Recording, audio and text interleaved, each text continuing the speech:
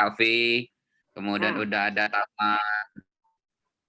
taman apa namanya, taman kaktus gitu ya. Nah ini sekarang lagi mau bangun yang lain-lain, lagi mau bangun untuk taman apa namanya itu, taman bonsai sama taman herbal. Oh, mantap. Memang yang agak bermasalah lah di bambu. Kenapa, Pak? Di bambu kan tadinya kan kita sudah punya saung bambu yang kita mau jadikan food bambu. Iya. Nah, pertama adalah di orang ya yang handle itu Pak siapa? banyak Siapa? Ini yang bikin sepeda itu masih? Siapa? ya udah enggak lagi karena ketika dikasih kerjaan itu nggak bisa konsisten. Iya. Nggak tuntas gitu loh. Nggak tuntas, misalnya buat rumah bambu nggak tuntas gitu ya. Terus yang kedua, setelah kita lihat pengalaman kita coba waktu kemarin itu buat misalnya kita buat rumah bambu ya, beberapa memang nggak tahan gitu. Sekarang udah banyak yang sudah rusak. Kena hama bubuk. Iya betul. Padahal waktu itu sudah di treatment. Ada ininya, ada apa khususnya itu ini apa di treatmentnya itu. Kita barusan nongolin itu awal tahun ini tuh launching itu SNI pengawetan sistem pengawetannya yang betul. Sudah ada SND-nya ya? Sudah ada SNI-nya iya. Kita yang Oh buat iya. itu sudah ada. Sekarang kita lagi buat ini SNI buat apa? Bambu untuk tulangan beton, Pak. Tapi hanya untuk 2 lantai saja. Iya, mungkin karena kita Terus pernah kita juga itu buat apa namanya, pagar semua dari bambu, tapi expose gitu ya. Oh Udah iya. di-treat gitu ya. Untuk kandang domba, tapi setahun udah hancur sekarang. Oh iya pasti, Pak. Apalagi nggak itu mestinya dilaminating, Pak. Ya. Pakai epoksi. Awet tuh bisa itu. Pas 5 tahun dilapis lagi. Oh gitu ya. Kuat itu. Nah jadi terpaksa kemarin kita ganti tuh kan anunya lumayan mahal kita buat itu apa pagar itu dan luas pagarnya. Mungkin ada Gitu ya. kelilingnya ada sekitar 2000 kali ya, 2000 meter kali ya. Gitu. Iya. Itu Yang ngerjain siapa, Pak? waktu itu kalau yang ngerjain tukangnya kita, tapi kan berdasarkan pada masukan dari Pak siapa namanya itu yang sepeda tadi? Yang bikin sepeda itu Lupa ya. saya namanya. Ya, Saya masukan sambil dia gitu. lupa. Saya sambil Saya juga lupa.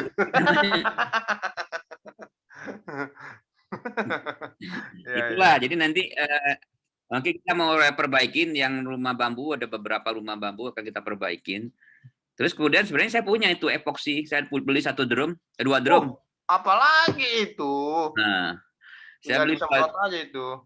2 drum epoksinya gitu ya, yang dulu pernah dipakai sama Pak tadi itu untuk sepeda, malah belum kepake gitu loh, karena baru habis 1 dirigen.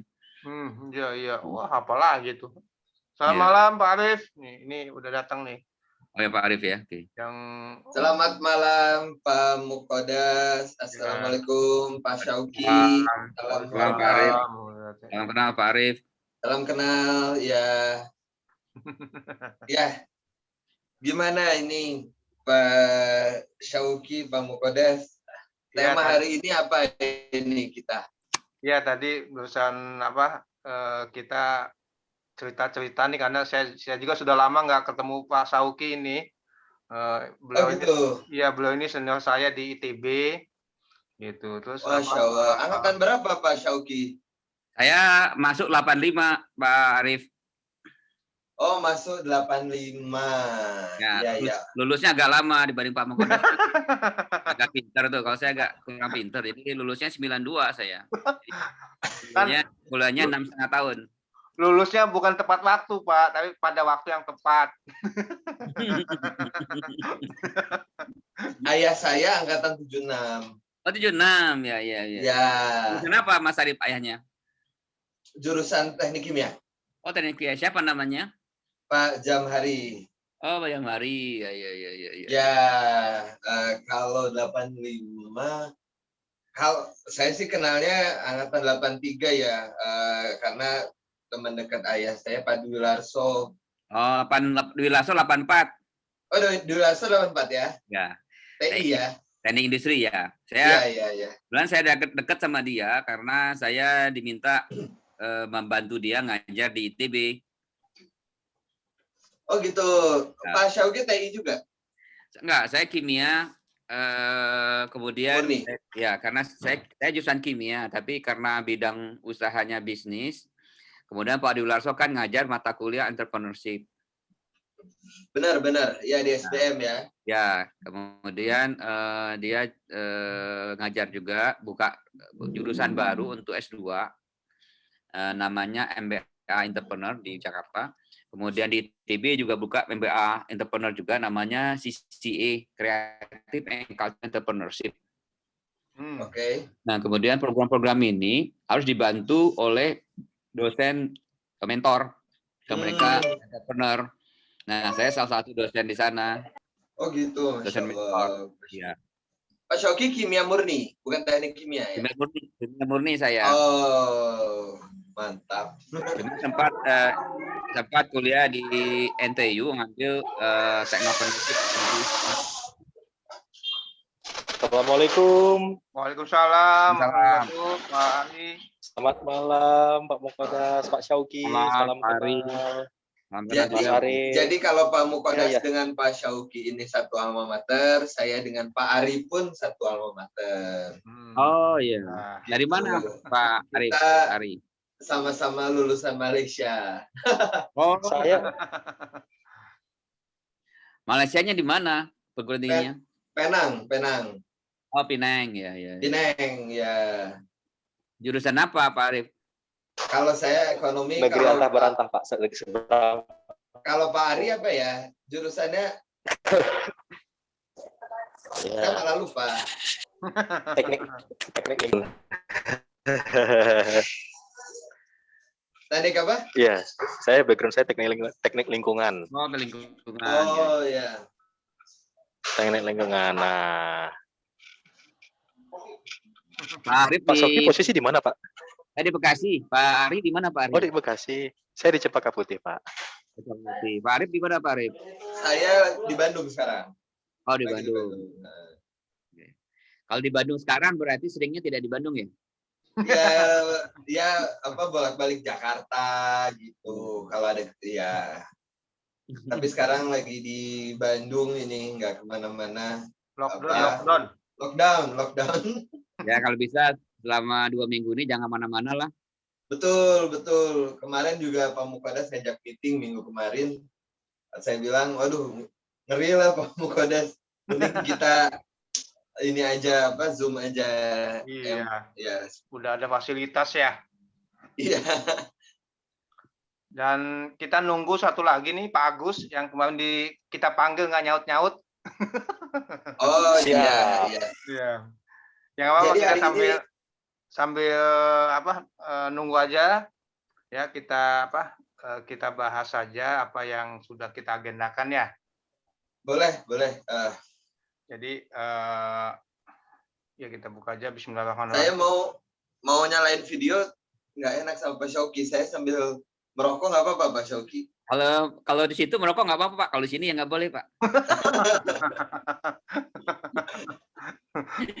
Awas ya Pak. Oh, jenggotnya kemana jenggotnya?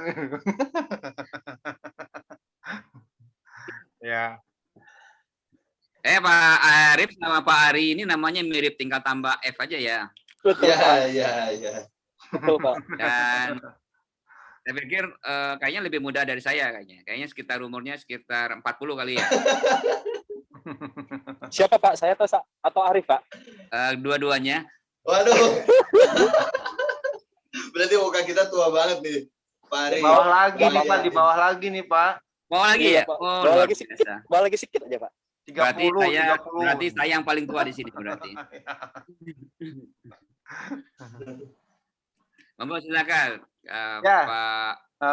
Pak Ari dan Pak Arif, Pak Sauki ini punya lahan yang cukup luas di Purwakarta, terus kafling-kafling lahan gitu, namanya Sahejo, ya Pak ya. Berapa luasnya Pak Sauki? Luasnya Pak? Kenapa? Luasnya berapa luasnya?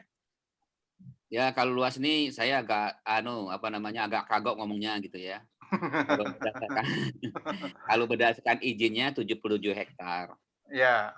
Terus kalau yang sudah dibebaskan 41. 41 ya. Jadi Nah, kalau mau dikembangkan, wah itu bisa luas ke belakangnya bisa mungkin sekitar 200-300 hektar gitu loh. ya. Nah, dan aksesnya mudah sekali di jalan Jalan Purwakarta ya. Tepatnya di mana sih? Wanayasa atau apa namanya Pak Sauki ya? Sebenarnya di pinggir tol persis. Kalau memang boleh saya presentasikan sebentar boleh? Iya boleh, iya silakan Pak. Ini mau izin, mau dikasih saya akses untuk untuk. Oke. Nah, saya inikan dulu.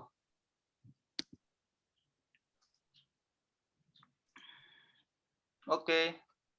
Ya, baik.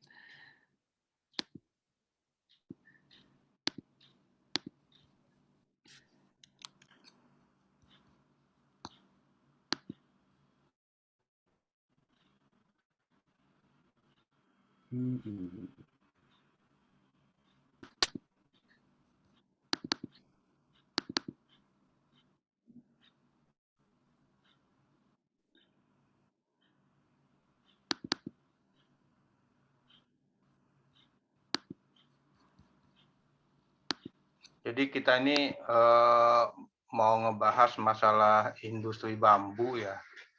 Ini yang Walini ya, betul. Ya, sudah kelihatan ini semua? Sudah. Baik. Sudah, Pak. Ya, lokasinya di Walini persisnya. Walini itu ada 2 kabupaten, satu Bandung Barat dan satu Purwakarta, ujung-ujung. Jadi perbatasan antara Purwakarta dan Bandung Barat.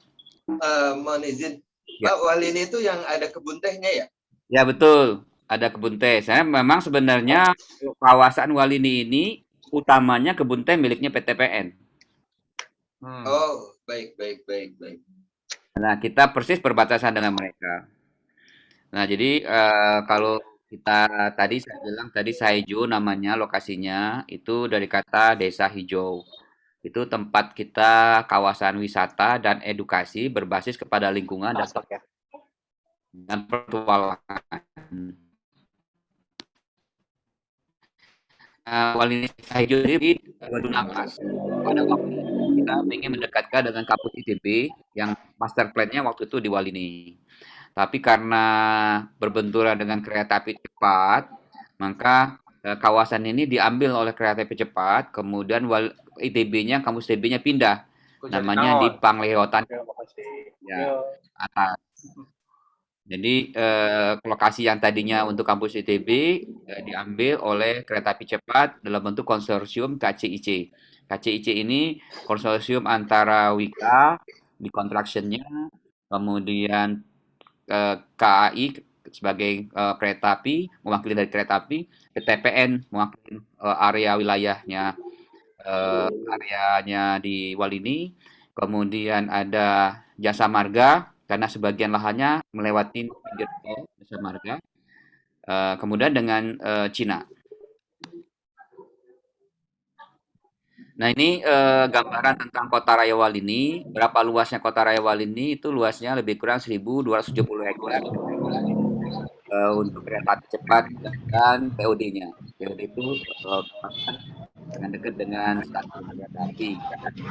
Itu kampus, kemudian ada Tempak, ada Lapang Golf dan lain-lain.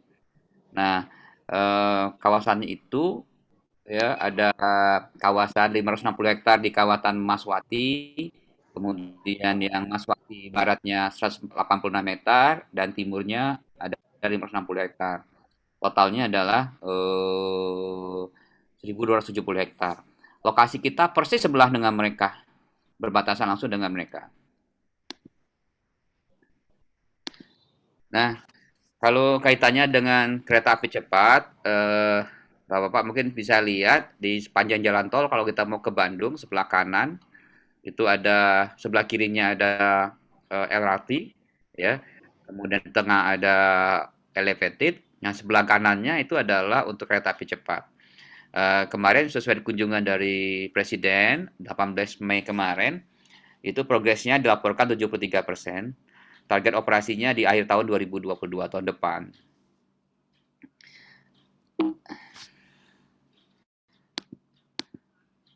Nah, jadi lokasi kita itu persis berbatasan dengan mereka. Kemudian lokasi kita itu pas di pinggir tol. Jadi kalau Pak Ari ke Bandung, persis sebelah kanan kilometer 99 sampai 100 itu lokasi kita di pinggir tol.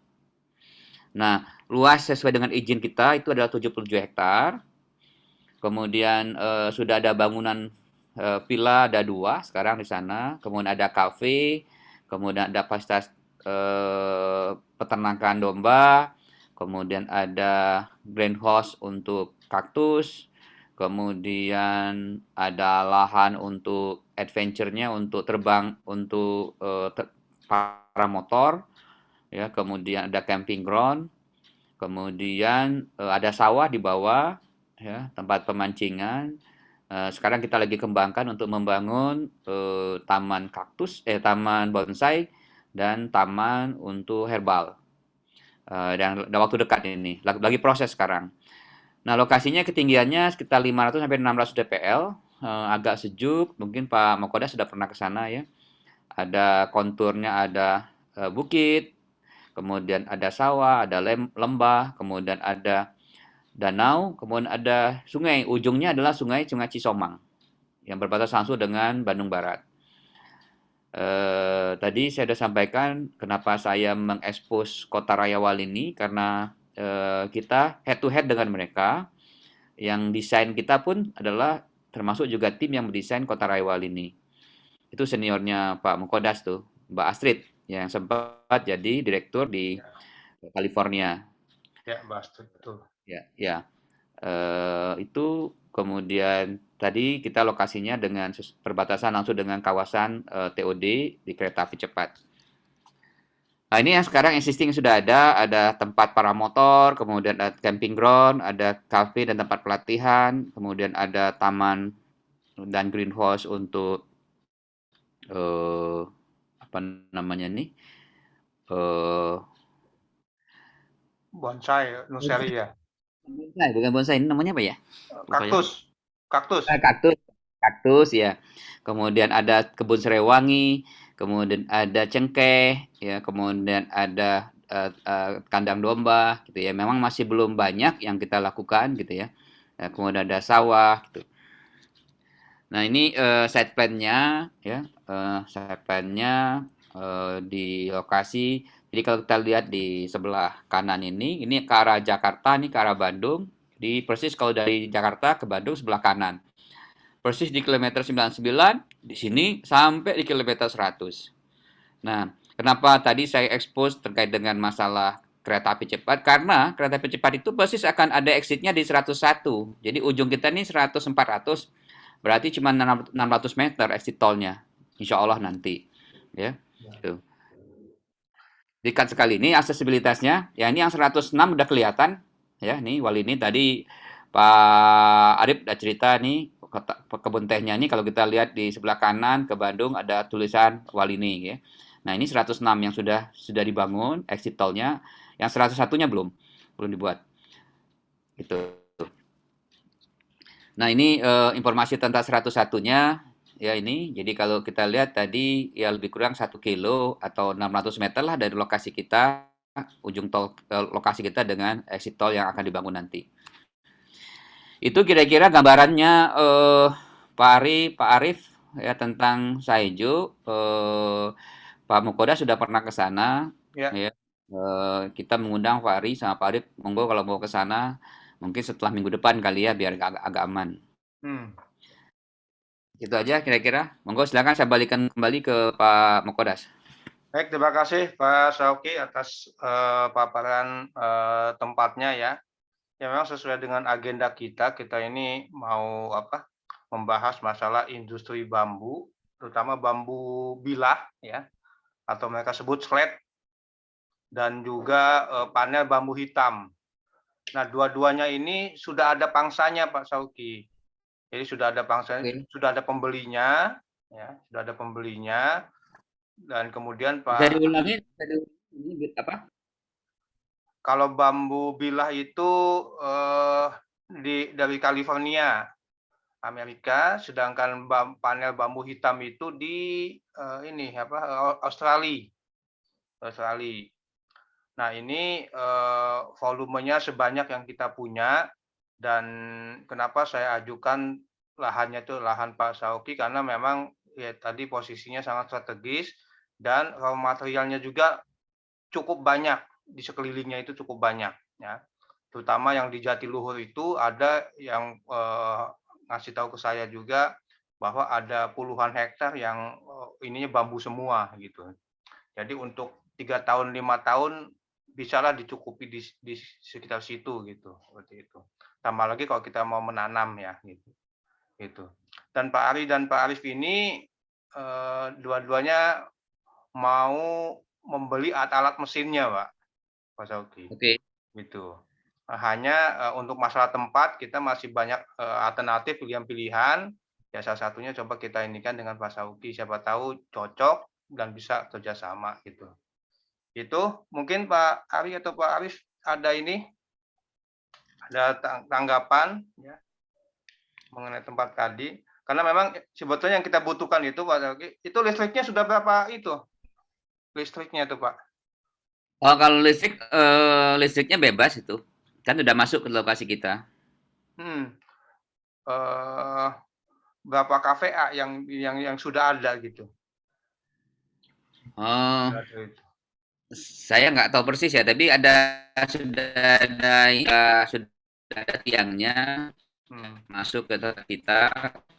Kemarin kan kita juga punya workshop bambu untuk mesin potong dan lain-lain. Ya. Nah, tapi persisnya saya nggak tahu.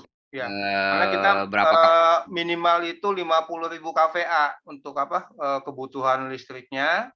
Kemudian ya ada tempat buat menyimpan mesin-mesinnya gitu. Karena ya lebih bagus supaya cepat kita action berproduksi, ya bangunannya sudah ada gitu. Seperti itu. Baik, mungkin Pak Ari atau Pak Arif ada tanggapan? Silakan Pak. Ya, Pak Ari dulu mungkin, silakan. Ya, Mas Arif, terima kasih. Pak Syauki, terima kasih penjelasannya barusan. Menarik sekali ya. Secara lokasi Sahejo ini memang aksesnya itu kalau kita itu kan berpikiran jauh dekat itu sekarang Pak, lokasinya tol Pak. Ya, semakin dekat dengan tol itu rasa-rasanya jauh gimana kali pun juga ya, at least dekat dengan tol lah gitu kan. Jadi memang kondisi kita ini memang kita lagi mencari lokasi yang memang ideal buat kita untuk kita bisa kita bisa memenuhi lah produksi untuk bambu bilah gitu ya Pak. Nah memang kita lagi survei beberapa lokasi yang saat ini sekarang kita lagi usahakan supaya memang mana yang terbaik untuk kita. Nah menarik sekali nih Pak, kira-kira nih kalau misalnya, ini kan artinya begini yang saya tangkap ya, artinya memang ada peluang kami untuk bisa bekerja sama dengan Pak Syauki dalam hal penyediaan lahan ya Pak ya, dalam hal penyediaan lahan untuk berproduksi, begitu kan Pak ya? Ya. Atau seperti itu. Jadi memang ini suatu hal yang sangat bagus yang mungkin bisa kita lihat potensinya seperti apa. Nah, kira-kira Pak dari lahan yang Bapak punya, kira-kira secara idealnya mungkin kira-kira bisa berapa ya Pak ya, kira-kira kalau memang memang sesuai gitu lah untuk alokasi lahannya Pak kira-kira. Ya justru saya tanya balik ke Pak Ari sama Pak Ari butuhnya berapa? Oh gitu. Luar biasa ini. Iya, iya, iya, iya, iya, iya.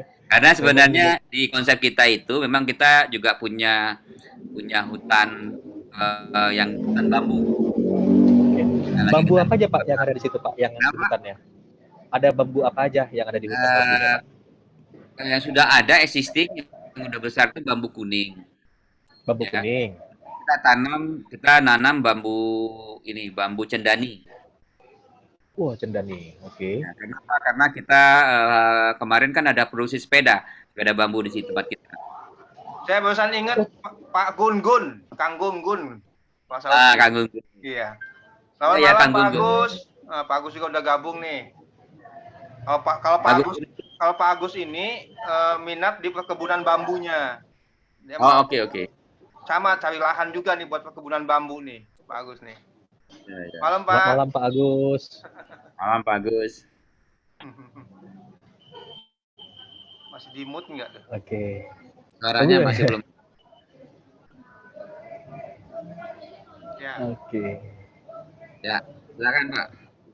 Jadi kalau untuk pabrik bambu laminasi sih butuhnya sekitar 1 hektaran Pak.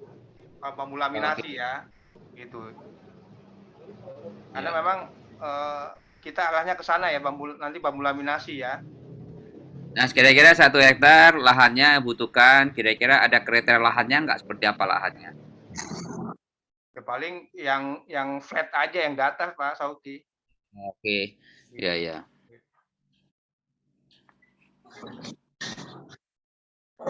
Kalau yang bangunan workshopnya tuh ukurannya berapa Pak? Oh, kalau yang workshop kecil, workshop itu sekitar 200 meteran. Cukup lah untuk mesin-mesin buat bikin bilah masih cukup sih itu. Nanti perkembangannya kan ke itu gitu. Jadi untuk sebagai awal kalau saya pikir sih cukup bangunan segitu. Yang penting aman aja ya Pak ya. Karena ini kan nanti nyimpan mesin-mesin gitu segala macam gitu. Iya. Mau saya tunjukin dulu mesinnya ya. Model mesinnya ya Pak. Silakan.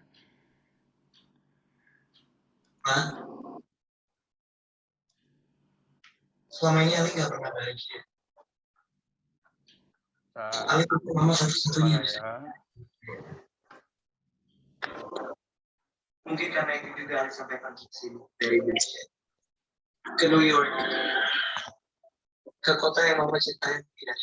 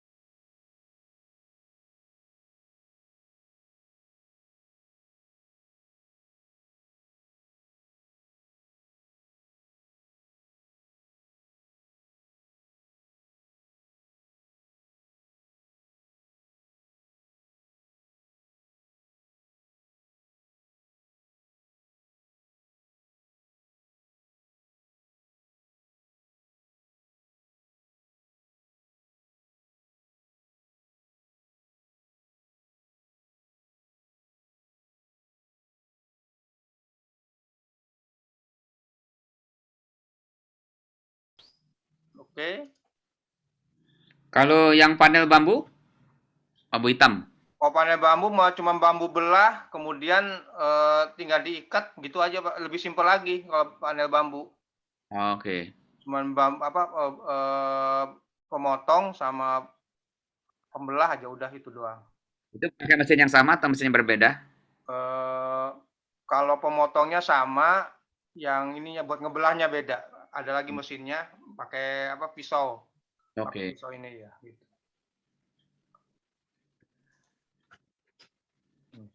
Sedangkan nanti kalau pengembangannya buat laminasi, kalau buat laminasi lebih ini lagi. Mana ya laminasi itu?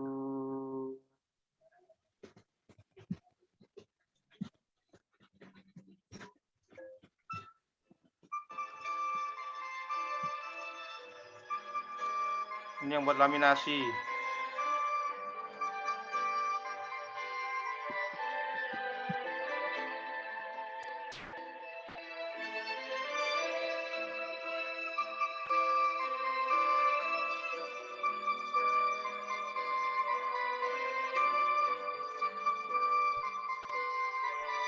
Jadi maksud saya, kenapa kita mesti membuat bambu laminasi juga?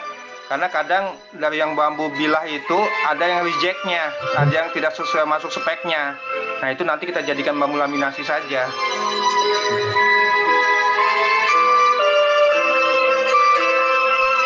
Mesin potongnya sama, mesin belahnya sama ya.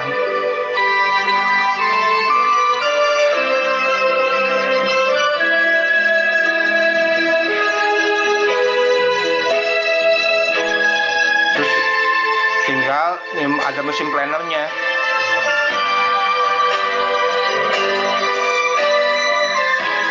Mesin planer 4 sisi, bambu 4 sisi.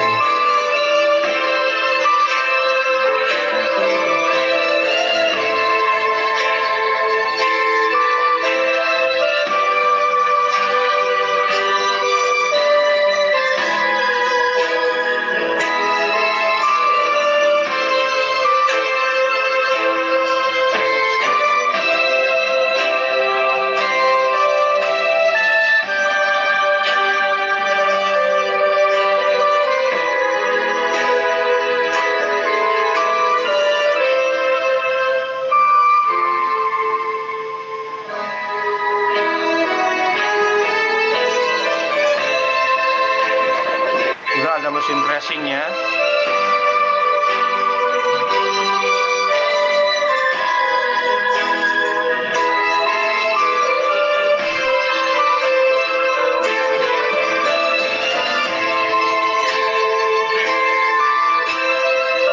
Berapa ton tuh itu?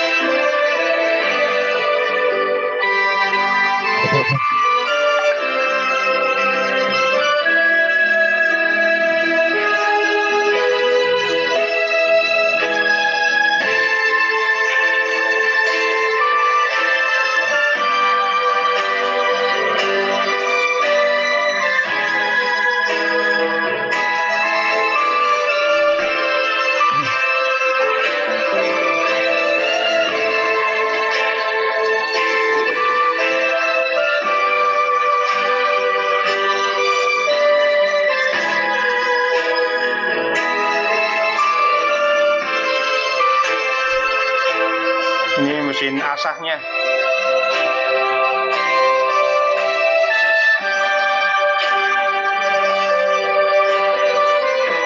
Dan ini investasinya kalau di total tuh 4M dengan kapasitas produksi 22 kubik satu harinya.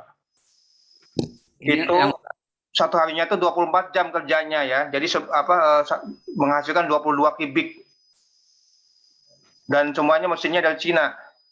22 kubik ada bentuk apa tadi nih? Yang ambil bambu bilat? Bambu laminasi.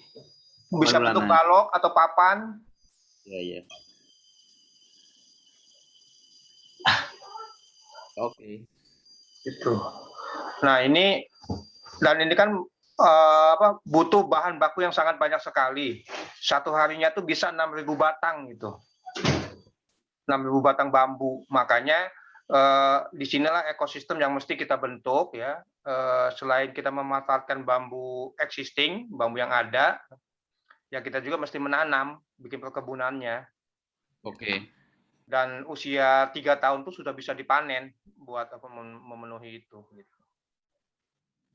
Dan barusan juga tadi saya dapat ini email dari teman, ada yang butuh arang bambu banyak sekali. Udah dihubungi belum tuh, Pak Ari? Udah dihubungi belum? Udah di WhatsApp belum tuh? Jadi limbah-limbah bambunya itu ya kita jadikan arang bambu gitu, potongan-potongan bambu yang nggak kepakainya gitu. Jadi semuanya insya Allah kepakai semua. Udah saya WA Pak, tapi belum masuk kayaknya, masih centang 1. Belum bangun kayaknya. Ternyata Nigeria Pak ya. Oh Nigeria. Huruf aja ya. Nigeria ternyata. Nah, yang tadi Bang, untuk yang industri bambu laminasi itu ya butuh lahan 1 hektaran tuh, bangunan sama gudangnya, ya buat gudangnya sama aksesnya itu. Gitu. Ya lahannya mesti flat. Oke. Silakan. Iya. Ya kalau 1 hektar nggak ada masalah kita lahannya. Cuman kalau untuk untuk budidaya bambu, tanaman bambu, nah ini yang lahannya nggak luas gitu. Lahannya kita siapkan memang ada di bawah ya, sebenarnya bukan di bawah sebenarnya, di antara bukit-bukit gitu ya. Cuman di situ lahannya cuman sekitar 4 hektaran gitu. Yang kalau mau ditanam baru ya. Kalau yang sekarang sih kita punya bambu, tapi saya belum tahu berapa jumlahnya. Tapi masih sedikit lah. Jadi kalau saya butuh 6.000 batang, ini luar biasa, butuhnya banyak sekali. Nah, mungkin Pak Mukoda sudah harus meninventarisir ya lokasi di mana saja untuk bahan baku. Jangan sampai nanti jika ini mesinnya udah siap mau produksi, bahan bakunya terbatas. Gitu.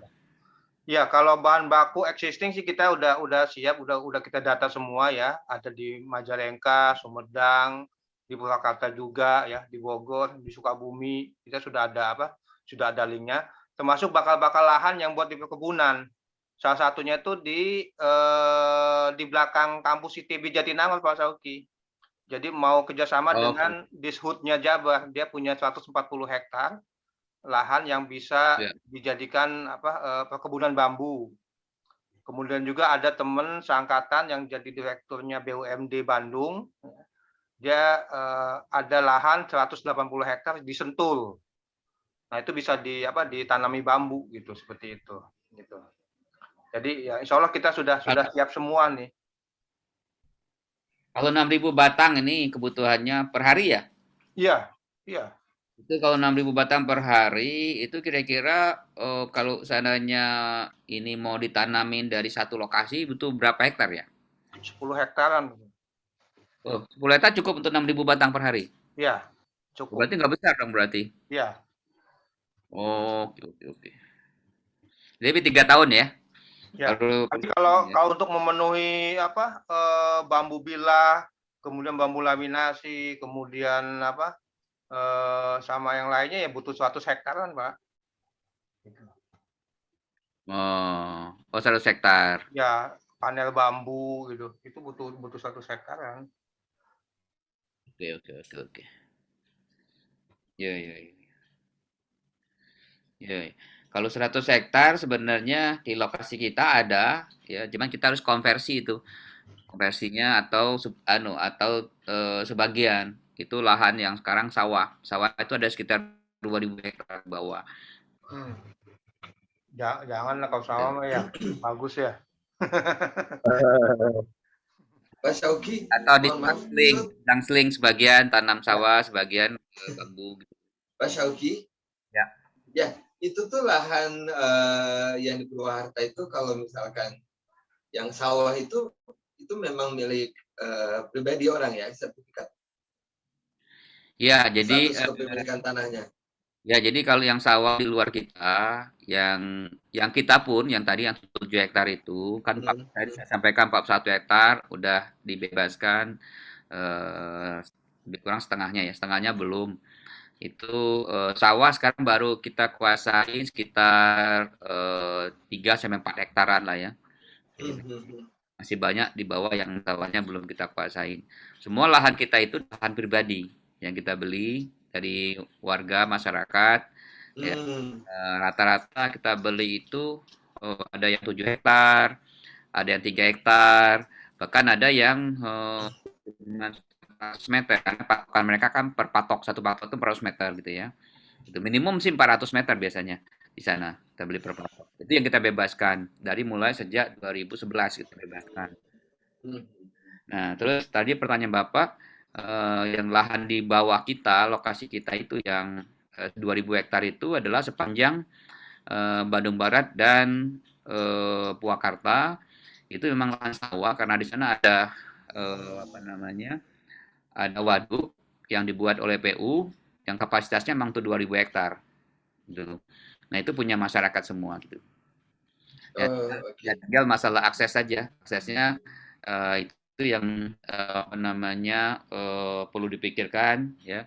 Kalau kita sih akses kita itu cukup strategis karena kita sudah buat jalan sendiri ya. Kemudian sudah punya perencanaan juga untuk tembus di Bandung Barat gitu ya. Gitu. Itu Pak Farid. Baik. Karena kalau nggak salah saya pernah dengar PTPN pun sekarang mau gitu bekerja sama menyewakan lahannya atau gimana sistem kerjasamanya karena kebun tehnya udah mulai kurang efektif gitu ya. Kurang produktif karena dilewatin tol. Kurang produktif. Nah, saya nggak tahu alasannya apa memungkinkan kita di sana juga kalau misalkan secara ekonomis lebih efisien gitu apa memungkinkan gitu. Mungkin Pak Mukodas atau Pak Syauki lebih paham mengenai itu. Ya memungkinkan karena kan tadi lahannya kan sekitar 3.000 hektar tuh yang dipakai kan baru sekitar 1.700-an. Masih ada sekitar 1.500 yang untuk lahannya PPN. Ya. Nah, kita sempat juga yang lokasi dekat kita itu mau dikerjasamakan. Nah, yang selama ini mereka kebun teh kemudian dikonversi ke tanam jabon. Oh, jabon. Jabon. Memang kita sini nggak berani kerjasama saat ini karena lahan kita pun masih belum optimal penggunaannya. Oh iya betul. Lahan kita baru kita pakai sekitar 20% gitu ya. Dari 77 ya? Ya, jadi masih banyak yang kosong. Iya. Jadi itu tidak menutup kemungkinan ya kerjasama sama mereka gitu ya. Selagi memang lebih dengan mereka tanam jabon sekarang. Jadi kalau teh sudah praktis sudah tidak produktif, udah tidak ekonomis lagi, sehingga sekarang tehnya ya seperti itu aja, berantakan gitu ya. Jadi ditanam jabon-jabon gitu antara kebun teh. Gitu. Ya. Baik, Pak Mukodas mungkin berarti kalau memang 10 hektar. Ya, lokasinya mungkin saya bisa tunjukin kalau ada waktu saya tunjukin videonya sebentar. Boleh. Jangan. Ya, oke. Pak Syauki, berarti nanti kalau memang jadi lokasi kita di sana gitu, itu truk gitu bisa masuk ya, tronton misalkan? Bisa, masalah. Sekarang kan kita udah jalan sudah kita buat jalan masuk aspal. Cuman memang yang di depan itu jalannya slope-nya agak tinggi ya, tanjakannya. Ya. Jadi kayak kemarin kita masukin masuk ke fly ash ya, kita masuk ke fly ash untuk 8 ton ya, itu nggak kuat dia naik, gitu, harus diturun dulu bagi 2 gitu. Nah jadi saya belum tahu mungkin mesti dicek juga ya, apakah masih diflatkan gitu ya jalannya gitu ya. Tapi jalannya sudah diaspal, kita aspal, hanya masuk ke tempat kita. Oh, baik, baik, baik. Saya tunjukin videonya, mungkin dari video ini bisa kelihatan. Ya. Oke.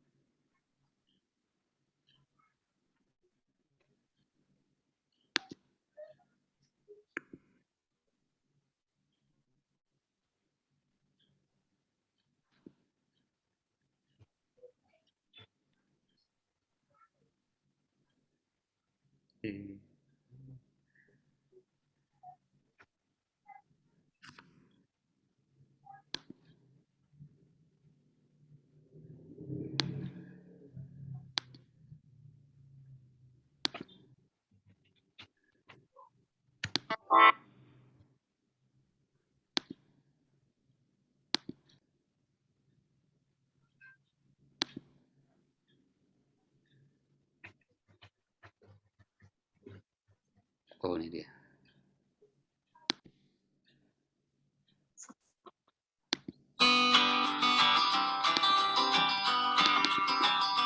Ini kelihatan belum ya? Udah. Ya. Nah ini lokasi yang di bawah nih. Jadi kita ada 2 lokasi, tengah di atas, tengah di bawah, ini yang di bawah.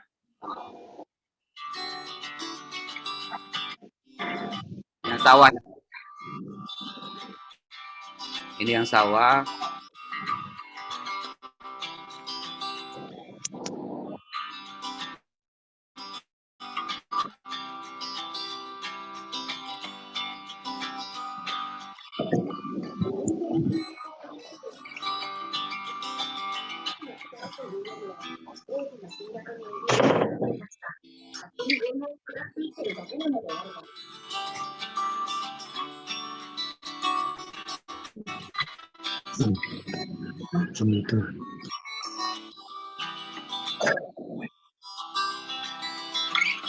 Nah, saya coba tunjukin yang lokasi yang di atas ya, sebentar.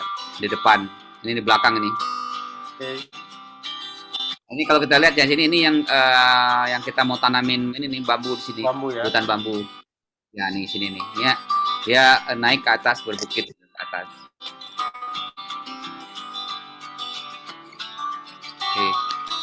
Coba saya cari sebentar. Yang kalau akses sungai ke Cisomangnya tuh deket ya, mudah nggak tuh?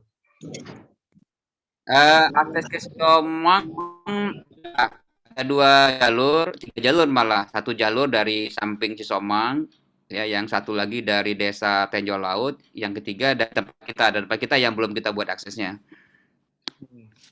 Oke, saya coba tunjukkan ke depan sebentar. My dokumen. Oke.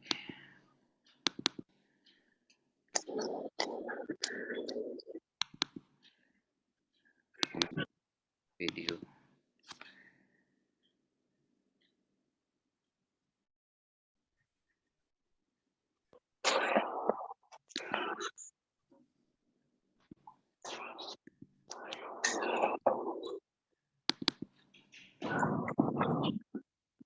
Oh, ini.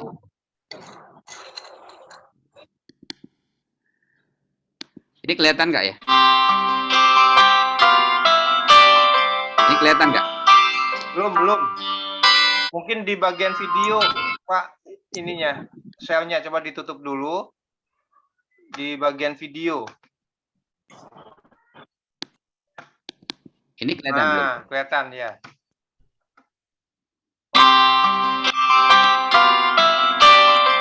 Kelihatan ya? Kelihatan. Nah, ini 2 depan nih, yang depan ini. Ya. Ini pinggir tol persis nih. Ini lokasi kita pinggir tol. Ini kilometer 99. Dari kamu yang belum juga kembali, ada satu keyakinan yang membuatku bertahan. Ini bentukannya apa, Pak? Kafling ya? Kafling ya? Ya, pinggir tolnya. Kalau yang depan kapling, kalau ini enggak, ini masih kebun aja. Ini yang jalan yang kita ada buat nih. Oh, jalan udah buat jalan. Ya. Ya. Ingat selalu sayang, hatiku genggam. Kalau depannya lahan di sini buat apa? Pabrik bambu laminasi, memungkinkan nggak, Pak? Kalau bisa, masih bisa. Masih bisa ya? Ya. Ini jalan kita nih, kita buat nih. Jika bukan. Jadi sebelah sini tol nih, tol pinggir jalan tol, persis pinggir tol. Kelihatan banget itu. Ini bangunan bambu kita buat nih, yang EcoCube. Ini juga bambu. Semua bangunan kita bangunan bambu. Ya. Rindu ini kan ku beri. Oh. Ya itu kira-kira. Ya. Mungkin ada lagi kalau mau lihat dari atas nih, lihat dari atasnya lagi ada. Pak Syauki, dari jalan utama itu berapa kilo ke tempat Pak Syauki? Jalan utama itu kita bicara ada satu jalan tol, kemudian jalan provinsi. Kalau jalan provinsi kita buat akses sendiri tuh, jadi langsung dari jalan provinsi kita buat. Jadi kalau tanya jalannya berapa, ya langsung aja itu kita punya jalan tol dari provinsi jalan ke selatan kita. Oh gitu, enak ya? Ya. Tol tadi kita di pinggir tol persis. Nanti yang paling dekat adalah di kilometer 101. Jadi itu kira-kira lebih kurang 1 kilo lah, atau paling enggak sekitar 600 meter dari tempat kita. Nah, exit tolnya yang tadi saya sampaikan, kalau exit tol itu belum kelihatan bentuknya, baru di 106 yang sudah ada bentuknya. Tapi kalau sesuai dengan perencanaan kereta api cepat, ada dua kan, 101 dan 106. Jadi kalau yang 101 jadi itu jalan, ya berarti cuman dari ujung kita 600 lah. Dari depan mungkin ya 1 kilo. Baik Pak Syauki. Dekat ya berarti ya? Ya, dekat. Berarti aksesnya mudah, lewat tol juga, kalau ada pengiriman harus ke Jakarta gitu ya? Ya, dari Jakarta ya tadi 100 km, dari 35 km. Kalau saya dari Bekasi pakai jalur yang biasa, sekarang belum ada tolnya, si tolnya itu sekitar 2 jam. Baik. Kalau dari Jakarta keluarnya di Cirebon, kalau dari Bandung keluarnya di Cikamuning. Oh, Cikamuning. Ya, sementara Cikamuning. Ya. Kira-kira dari saya, Pak Mukodas, ada yang mau ditanyakan lagi kira-kira? Ya. Dan Pak Agus gimana? Ada tanggapan Pak Agus? Halo semua. Maaf agak telat ya. Halo Pak Agus. Salam kenal. Pak Agus. Itu saya lihat presentasi tanahnya bagus ya, lokasinya. Sejuk ini Pak. Tempatnya sejuk. Iya. Saya ada kepikiran itu kan tempatnya udah ada kayak jalan, udah tertata. Itu ada developernya ya di sana? Ya, kita ada developernya, kawasan kita. Namanya Sahejo, Pak Agus. Oh, berarti ada konsep membangun rumah juga? Ya, di depannya rumah, tadi rumahnya, ya di depan rumah kapling-kapling dalam bentuk villa. Sudah ada 2 villa yang kita bangun. Kemudian dalamnya adalah itu untuk industri yang berbasis lingkungan. Oh, oke. Ya, kita sudah pernah buat juga yang laminating, memang skala kecil. Oh, Bambu laminating sudah kita buat. Nah, oke. skalanya kecil, ya, sekitar luasannya sekitar 200 meter lah. Cuman karena nggak dikelola dengan baik, akhirnya kita stop. Oh, kondisi lagi stop begitu. Stop ya. Kalau untuk yang itu ya bambu laminating ya. Oh, kalau untuk itu developernya masih jalan? Masih jalan. Kalau yang developernya kita punya kafe, punya kebun, punya taman ya. Mungkin bisa dilihat di www.saiju.co.id. Di situ banyak. Apa nanya-nanya aja dulu, developernya itu agresif nggak? Maksudnya memang lagi pompa penjualan atau ya agak santai gitu? Kalau kita sih kebetulan memang kalau kita kan ini kan tidak developer karena kan bukan developer kawasan karena ini kan kita kan kawasan wisata. Oh. Jadi bukan kawasan developer umum ya. Sekarang pun yang developernya pun sudah tinggal 4 coupling. Jadi terbatas ya untuk apa? Terbatas. Karena hanya sekitar 20% aja untuk kawasan itu. Sisanya adalah untuk industri yang berbasis peternakan, perikanan gitu. Saya ada gambaran, mungkin nggak dibangun apartemen di situ. Kalau apartemen rasanya nggak cocok ya di situ ya saat ini. Ya. Saat ini ya. Oh, soalnya bagus sih tempatnya, saya lihat itunya semua ya. Maksudnya kalau kita bisa silangkan cari apa investor apartemen kan di sana. Jadi nanti untuk perkebunan bambunya, untuk perindustrian bambunya itu disilangkan gitu loh. Kalau apartemen mungkin menurut cocok saya adalah yang cocok malah idenya yang sudah dikelola sendiri oleh kelompoknya yang tadi ini grup. TOD apa Pak? Maaf. Transit Development. Transit ya. Development. Ini Pak Agus. Jadi lokasi kita ini berbatasan langsung dengan kawasan kereta api cepat. Oke. Itu Jakarta ya Pak? Ya. Oke. Kereta cepat itu dari Halim, ya, dan langsung ke Karawang, Karawang ke lokasi yang dekat dengan kita Walini, dari Walini langsung ke lingkar luar, langsung ke Gede Bagi di Bandung. Gede Bagi Bandung ya. Nah, berarti lewat pemberhentian yang kedua ya, dekat ya? Nah, kedua. Nah, kemudian konsepnya ini adalah di setiap stasiun-stasiun itu tadi dibangunlah kawasan-kawasan. Ya. Penunjang. Kawasan komersial. Ya, penunjang. Nah, salah satunya tadi di Halim, nah, karena di Halim pasti metropolitan. Kemudian tempat itu semua dibangun, termasuk dari apartemen dan lain-lain. Ya, yang di Kerawang saya ada ikut itu sih tender apartemennya ya. Nah, kemudian yang besar justru di Walini ini. Walini kan tadi 1.270 hektar. Nah, jadi karena 2.270 hektar tidak cukup dengan apartemen, tapi mereka akan bangun kolop, kemudian mereka akan bangun kampus, kemudian mereka akan bangun tempak dan lain-lain.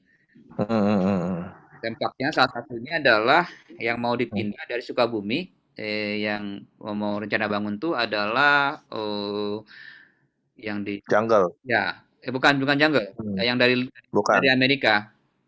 MNC. Ya, MNC. Yang Disney. Ya, Disney rencana mau. Oke. Ya harus dilihat Pak, nanti mungkin kalau ada waktu disurvei. Mungkin saat ini kelihatannya nggak cocok buat apartemen, tapi ada beberapa tempat kan tiba-tiba meledak ya. Ya, kalau kita lihat tadi yang bilang untuk apartemen itu mungkin butuh waktu ya. Kira-kira setelah 10 tahun lagi bisa pikir itu. Strategi antara tol dan jalan provinsi. Nanti kan ada akses yang kilometer 101 yang dekat sama kita, cuma 600. Ya itu memang lokasi itu memang kita kosongkan itu lokasi. Kita kosongkan lokasinya. Kita kebun dan taman di situ, ya tempat wisata. Sebenarnya pun lahannya itu adalah kalau kita lihat dulunya itu kita beli dari orang Korea itu yang mau buat buat pabrik tekstil. Oh, buat pabrik tekstil ya. Nah, gitu loh. Awalnya. Yang di pinggir tol ya. Oh, Tuh. bisa Pak Mukodas bikin tekstil bambu nanti. Iya itu menunjang Iya. banget itu. Iya. Mantap Jadi itu. jalur kuning itu. Jadi boleh dibangun jalurnya. Bangun industri ya. Nah, jadi itu yang kita kosongkan sekarang untuk taman, untuk Ya. wisata gitu loh. Nah, ke depan nanti kita antisipasi 10 tahun ke depan, 20 tahun ke depan, pasti itu akan menjadi cocok untuk yang Bapak Agus sampaikan tadi. 10 tahun sih nggak lama loh. Bambunya udah numbuh, apartemennya jadi. Soalnya gini Pak Mukodas, ada satu hal juga, bambu itu tidak akan indah kalau dilihat dari bawah. Iya. Iya kan? Bapak kalau tanam hutan bambu kalau ada apartemen cantik itu. Iya, betul. Nah, salah satunya mungkin boleh dibandingkan sama Sentul sekarang. Bapak ke Sentul yang di mana Ion Mall di bawah. Itu apartemen kan wah meledak banyak sekali tuh. Dulu kan orang pikir nggak laku, ternyata ya habis juga. Iya. Apalagi kalau sudah jadi bambu laminasi, itu bisa jadi elemen ini buat material dinding tuh. Semuanya tuh. Ini kita mau bangun hotel bambu di Bandung. Di mana bambu? 5 lantai di Bandung. Di depan Saung Angklung Ujo, Pak Sauki. Ininya. Oh iya. Yang grupnya Medco yang mau bangun. Oh, yang Medco itu, iya. 5 lantai. Nah, bambu laminasi itu bagus banget. Iya. Itu kalau salah sempat sama Pak Mukodas ya, pernah lihat itu ya? Yang apartemen ya? Iya, yang bambu loji yang di Cendrawasih, Tangsel. Cendrawasih ya? Iya, itu juga di Manfaat ya? Di Cendrawasih ya. Itu berapa lantai? Itu 4 lantai, Pak. 4 lantai. Lantai. Iya. Dari bambu laminasi. Ya. Ini prospeknya bagus banget gitu kalau memang di situ itu kita buat pertamanya bambu bilah sama panel bambu, kemudian berkembang ke bambu laminasi ya gitu. Jadi peluangnya sangat. Iya, saya udah lihat itu Pak Mukodas yang produk Bapak kirim ke rumahnya Kevin. Iya, Jadi ya, semua itu bagus banget tuh semua peralatan yang masih pakai casing plastik, logam bisa kita gantikan dengan bambu gitu. Seperti itu. Ya sesuai dengan temanya Sahejo juga. Sahejo ya. Iya.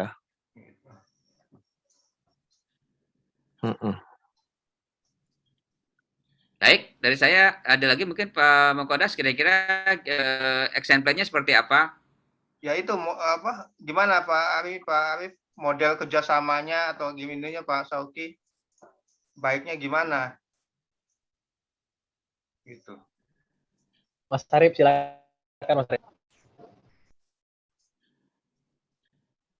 Pak Syauki, sebetulnya saya dan Pak Ari itu pengen sesuai yang disampaikan oleh Pak Mukodas, kita pengen membuat industri dulu mungkin skala kecil menengah gitu ya, mulai dari situ pertama bilah dan laminasi bambu gitu nantinya. Nah, kira-kira baiknya seperti apa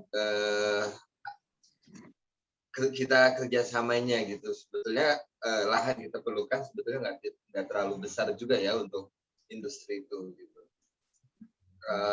Pak Mukodas kemarin sampaikan mungkin paling kecil 200 sampai 500 meter ya Pak Mukodas? Ya, untuk bambu bilah. Mohon maaf. Untuk bambu bilahnya.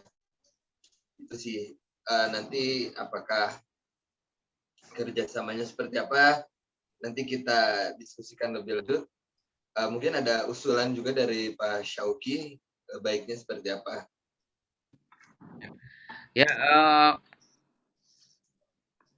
Ya mungkin kita coba diskusikan sama-sama gitu ya alternatif-alternatifnya. Alternatif yang bisa misalnya ya tinggal dibeli aja lahannya butuh berapa ya kan ya. Itu alternatif ya. Yang kedua ya mungkin investasi bareng gitu ya. Jadi lahan bagian daripada kita ya. Jadi berapa kemudian masuk kepada kita gitu kan ya. Itu mungkin sementara dari saya dua alternatif. Itu kita bareng-bareng lahan dari kita. Berarti saya dan Pak Ari mungkin dalam waktu dekat direncanakan untuk site visit kali ya Pak Ari ya. Kita site visit ke Purwakarta, dijadwalkan mungkin hari apa Pak Syauki yang ada di sana dan waktunya Pak Mukodas juga supaya kita sama-sama mungkin Pak Ari dan Pak Mukodas berangkat dari Jakarta sama-sama, saya dari Bandung, kita ketemu di sana gitu. Ya. Baiknya Kalau saya anytime nggak salah, mau weekday mau weekend nggak salah. Oke. Ya, semakin cepat semakin baik ya, karena Pak Ari, Pak Mukodas, kita kan ada waktu-waktu yang istilahnya bisa ada milestone yang memang mesti kita kejar ya dalam waktu 2 bulan ini ya kan. Chief ya betul. Jadi mungkin ya, betul, langsung saja kita pastikan minggu depan itu mau kapan gitu ininya, supaya tuntas, supaya nggak nunggu. Boleh gitu. Hari apa mau minggu depannya nih? Ya, boleh.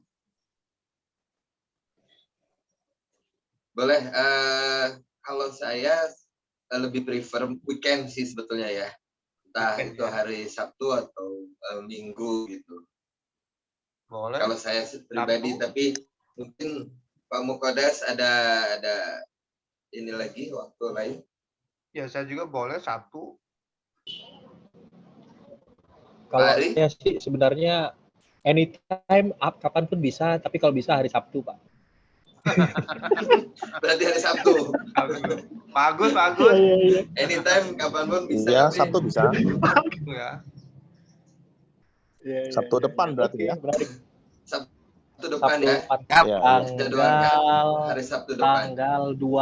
Tanggal 2 ya, Juli ya. Enaknya pagi kali ya Pak Syauki ya, nyampe sana gitu. Ya boleh 2 Juli. Sorry, 2 Juli, 3 Juli ya Pak ya, sorry. Hari 2 Juli hari Jumat ya. 3 Juli. 3 Juli ya. Sabtu 3 Juli. Catat kalender dulu nih. Ya Sabtu 3 Juli. Kalau yang paling enak biasanya kalau ya sampai sana sekitar jam 10 lah, jam 9, jam 10 gitu dari kalau dari Bekasi, kalau berangkat jam 10, jam 8 ya. Kalau dari Bandung kira-kira 1 jam. Kalau dari Bekasi jam, dari Jakarta mungkin 3 jam gitu loh. Oke. Maka berarti hari Sabtu tanggal 3 Juli jam berapa sampai sana kira-kira Pak Mukodas? Jam 10 lah. Jam 10 udah sampai sana? Iya. Ya. Berarti saya berangkat dari Bandung paling lambat jam 8 ya, itu paling lambat ya. Saat 8 gitu. Kalau kecepatan itu. Kecepatan ya? Karena kalau dari saya jam 8 sampai jam 10. Kalau di Bandung mungkin harusnya sekitar jam 9 atau ya. Oh ya, nanti mohon di Sherlock ke Pak Mukodas supaya saya bisa pakai Waze atau Google Maps ke sana Pak Syauki. Baik. Oke. Ada lagi? Pak Agus, ada lagi mau disampaikan Pak Agus? Udah, kita ikut Sabtu depan. Sabtu depan ya. Itu. Ya, sebetulnya ada satu lagi nih, ya Pak Agus ya. Yang terkait alat itu. Jadi begini Pak Syauki, yang Pak Arif ya. Jadi Pak Agus ini punya partner di Cina, dia itu mau mindahin alat nambang kripto. Kenapa? Alat menambang kripto, mining kripto. Mining. Okay. Ada 2 juta set tuh, dia mau pindahin ke Indonesia, ya sama butuh lahan juga tuh. Terus kalau saya lihat ininya, dia kan butuh listriknya gede tuh, sampai 200 kilo volt ampere kVA ya. 200 kilo ya kVA ya. Itu 1 blok ya. 1 blok. Kemudian ya saya pikir sih kalau untuk masalah sumber listrik ya bisa alternatif lah, kayak makanya saya tanyain masalah sungai ya, itu kan bisa jadi tenaga listrik juga gitu. Terus sama hasil pemanasan dari alat itu bisa buat ini oven, sumber energi buat oven. Panasnya Iya, mereka kayaknya yang gedung yang saya share video itu udah pakai loh. Karena mereka ada heat exchanger ya. Ada heat exchanger. Iya, jadi nggak kebuang panasnya gitu. Dimanfaatkan kembali gitu. Mau lihat ininya ya, model peralatannya ya. Mesinnya Boleh Pak. Supaya dapat bayangan. Ya. Harus di-upload Pak Agus. Enggak sih, cuma mungkin kan itu banyak sekali. Kita awal skala 1 blok dulu kita coba. Nanti berhasil kan mau kemana aja bisa. Kebutuhannya berapa luas minimal? Dia sih mulai dari 1 hektar bisa. 1 hektar. 1 blok tuh 1 hektar.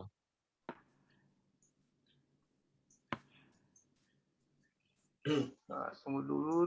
Pertimbangannya apa aja Pak? Listrik. Yang Oh, paling listrik aja. sulit tuh ada listrik ya.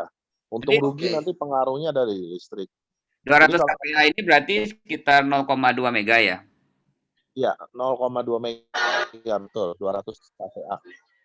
Benarnya di lokasi kita itu sudah ada izin bahwa untuk membuat pembangkit listrik tenaga air. PTM-nya, Pak Shoki. Ya, saya nggak tahu kapasitasnya berapa, ya. Ini sih kalau kapasitas mini hidro ini kan sekitar minimum sekitar 1 mega ya. Betul. Iya. Cuman memang sekarang dia lagi nggak jalan, itu saya nggak tahu, mungkin penjualannya kan gini, akses ke PLN-nya kan kalau kecil-kecil itu kan sekarang lagi Ya, sekarang lagi susah jual listrik masuk PLN. Jadi sebenarnya itu aja dimanfaatkan juga ke kita gitu loh. Iya. Itu sudah jadi apa masih dalam studi feasibility? Sudah pembebasan lahan. Oh, berarti FS-nya dan DED-nya udah beres ya, semua. Sudah. Pembebasannya sudah 2 tahun yang lalu pembebasannya. Kalau bisa di-share tuh, Pak, kita pelajarin. Boleh, jadi saya coba kontak ke mereka ya. Ini ininya nih. Ya. Nah, dari ini ITB, Pak Shoki. Enggak, itu investor.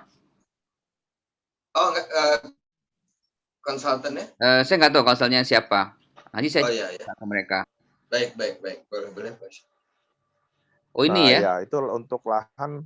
Ini sih ada di lahan 3 hektar. Cuma nanti kan kita bisa ambil seblok.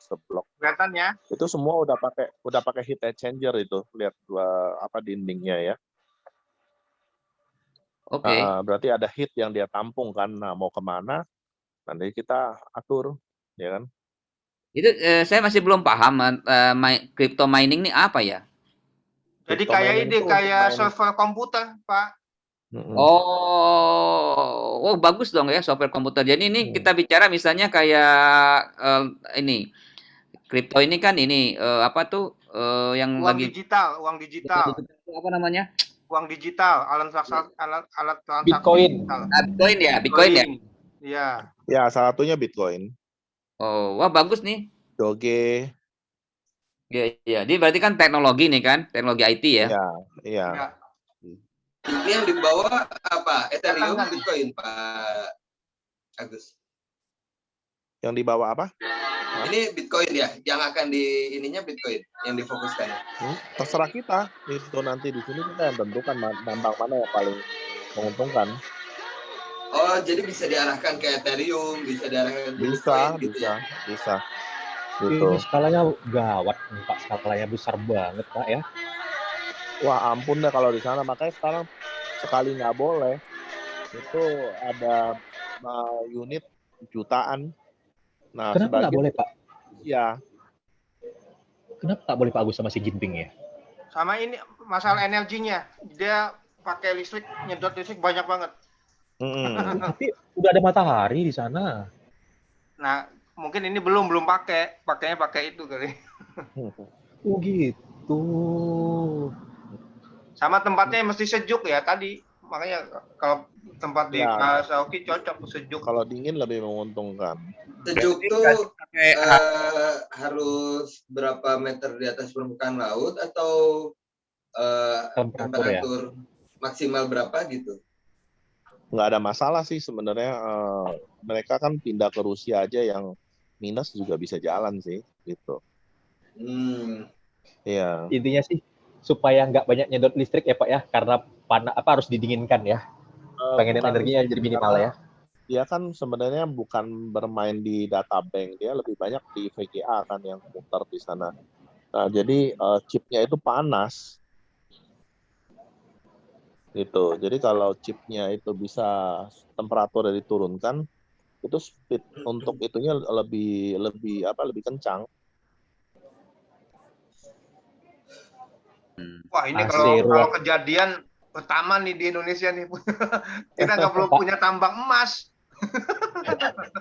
Pak Mukodas, bayang nggak Pak, server kantor kecil aja itu dinginnya luar biasa loh.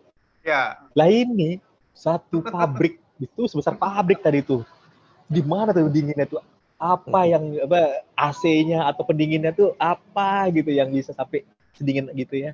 Ya Luar makanya biasa dia energinya. butuh listriknya gede dia. Iya. Indonesia yang bangun mining sih ada. Bukan Cuma ya kecil. paling kelasnya seruko aja nggak ada kali ya. Iya. Kecil sama nyolong-nyolong, Pak. Ah, Kalau ketahuan iya. PLN bisa didenda itu. Betul. Nah, kita lihat pabrik yang segede gini kan gila di sana. Aduh ampun. Ya ampun. Ya. Video yang tadi itu adalah ketiga terbesar di Cina. Itu baru ketiga ya Pak ya? Ketiga, investor itu ketiga terbesar. Mereka itu harus memindahkan karena tidak diizinkan sama pemerintah China. Investasinya kan terlalu besar, sayang. Mereka sih udah balik modal semua. Ini ya, makanya mereka kan nggak ada masalah. Jadi dipindahkan, nanti dicari partner di lokasi yang bisa dipindahkan, negara yang diizinkan, sharing profit gitu. Ya kita diuntungkan, nggak perlu invest kayak mereka lah. Itu tuh investnya triliunan itu. Pasti. Iya, gila. Kemarin tuh satu Bitcoin tuh nyampe 950 juta. Satu Bitcoin tuh. Sekarang Bitcoin turun jadi 450 400-an. Iya. 400-an ya. Dalam satu hari kemarin bisa dari 700 ke 400. Iya. Mining itu kan mereka dapat income harian. Itu 6 bulan balik modal. 6 bulan balik modal. Dengan dipindahin begitu, kan berarti ada investasi kan untuk macam-macamnya semua. Pasti ada hitungannya lah. Ya kan, tempat juga kita kasih hitungan. Dia barang kan juga kasih hitungan. Itu 6 bulan balik modal. Pak Arif jangan berpindah ke kripto ya. Industri bambunya tetap ya. Saya khawatirnya gitu Pak Mukodas. Saya khawatirnya gitu. Dilabel harus sama bambu. Kita bikin Bitcoin dari bambu. Kita bikin Bitcoin dari bambu, Pak Mukodas. Iya. Ya kita bikin kripto bambunya. Kripto bambu tuh cita-citanya Pak Mukodas tuh. Iya. Kan ekosistem kita kan udah jalan ekosistemnya. Ada perkebunan, ada yang membuat bibit, ada yang membuat produk, ada yang membelinya, ya kan? Nah itu kuncinya kripto itu di ekosistem. Kalau ekosistemnya bagus, dia naik harganya cepat dia. Pak Agus, ngomong-ngomong masalah izin bisa di Indonesia? Izin sih sampai saat ini jujur sih abu-abu ya, tapi tidak ada larangan ya. Kalau itu Pak, kalau halal haramnya sudah nongol Pak. Kalau halal sudah. Saya kasih videonya nih. Iya. Iya. Dibolehkan. Oh gitu Pak. Iya, ini saya kasih videonya ya. MUI ya berarti ya. MUI, NU sama ini Muhammadiyah. Oke. Saat China disuruh stop, berhenti, kan mulai banyak dibahas di sini juga kan. Nah, nyatanya pemerintah kan belum mengambil langkah yang sama. Berarti kan tidak ada larangan gitu.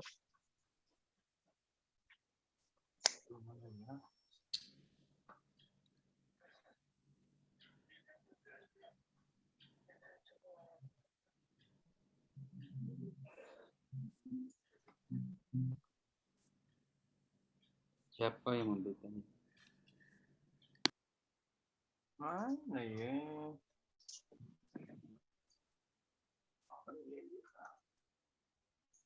Jadi Pak Agus, yang dibutuhkan dari pihak di Indonesianya apa saja? Pasti listrik, izin, ya kan?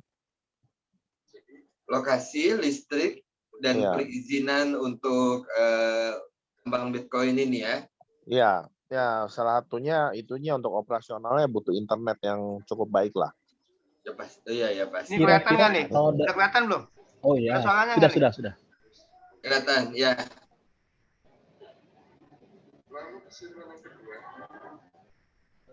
Basul Masail NU ya. Tuh sah dipertukarkan.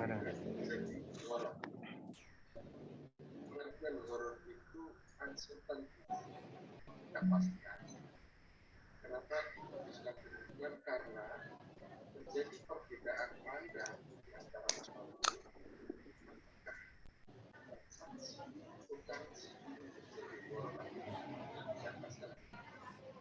sebagian mengatakan bahwa ini terjadi horor.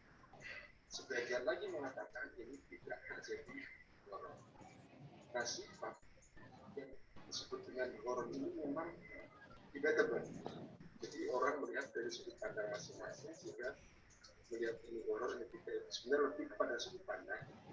Tapi kami semua sepakat bahwa harus tidak ada horor.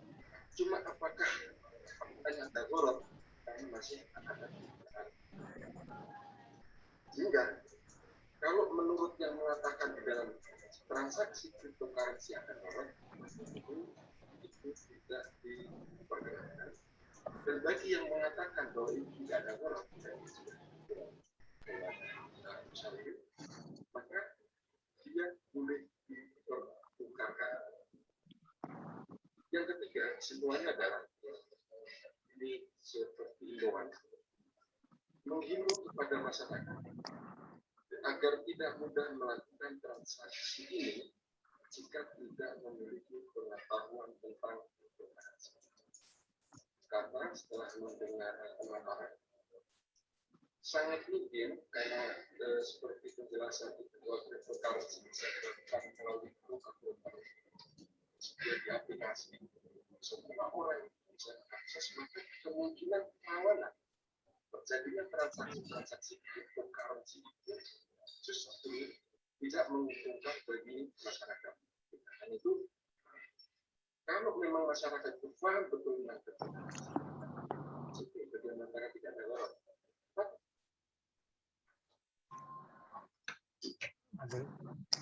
Kami memiliki kesimpulan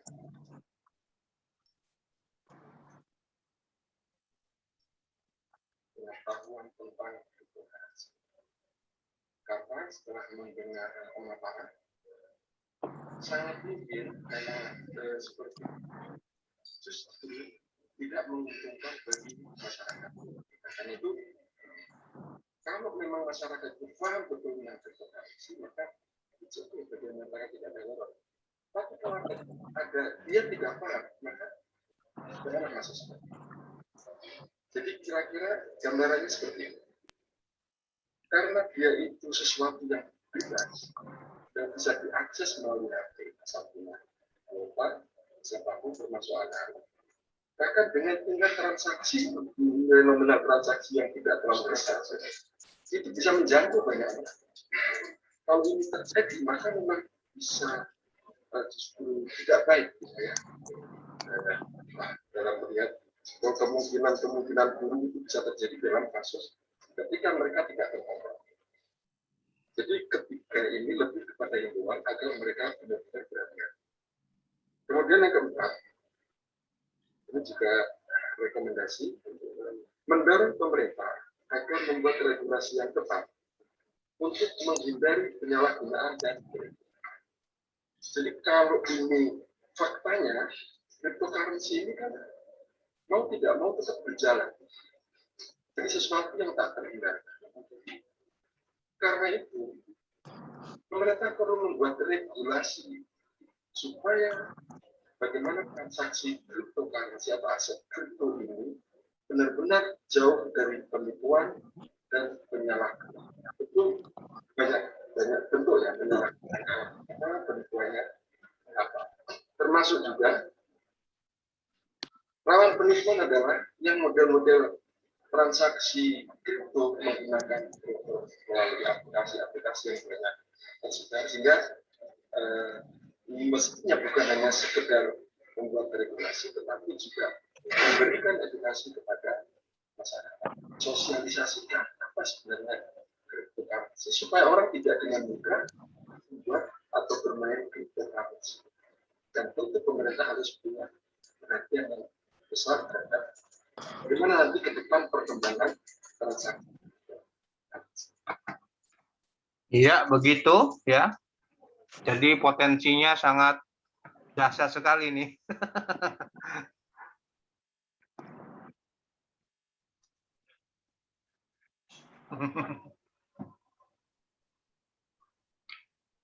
Baik, ada lagi yang mau disampaikan? Oke, jadi kalau yang kripto tadi butuhnya listrik sama air kali ya untuk cooling ya? Karena kan Coolingnya dia nggak bisa pakai air cool ya, dia harus udara. nggak bisa pakai water cool, dia harus pakai air cool.